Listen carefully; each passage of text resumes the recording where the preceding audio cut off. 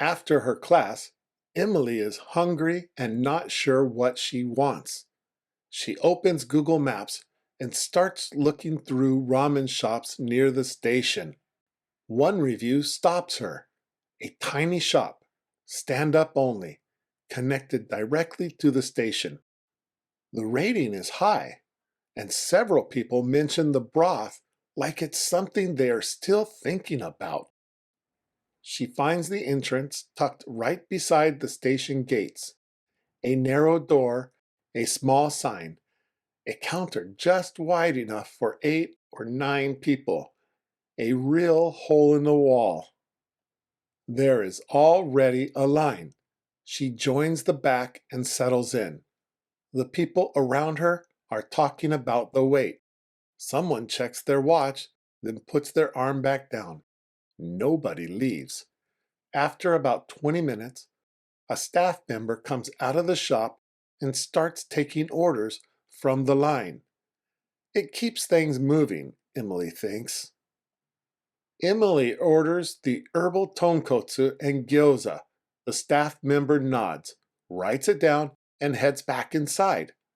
The menu board has 3 items: a herbal tonkotsu, rich pork broth made with 16 different herbs, a spicy noodle soup the shop describes as a new sensation, a twist on traditional tonkotsu, and gyoza.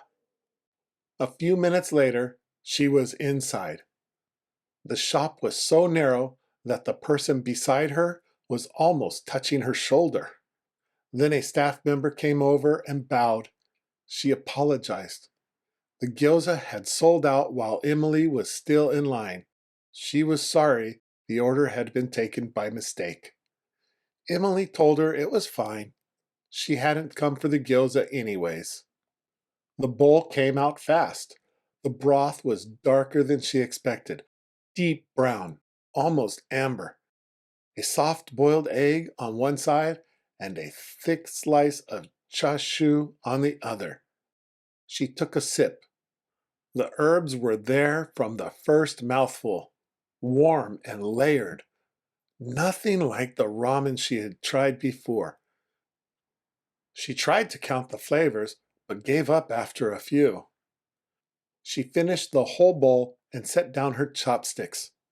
The ramen was good, really good. She went to pay. A small sign next to the register said cash was not accepted.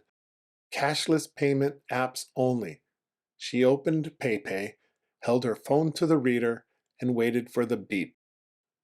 Then she left the ramen shop and headed to the station entrance.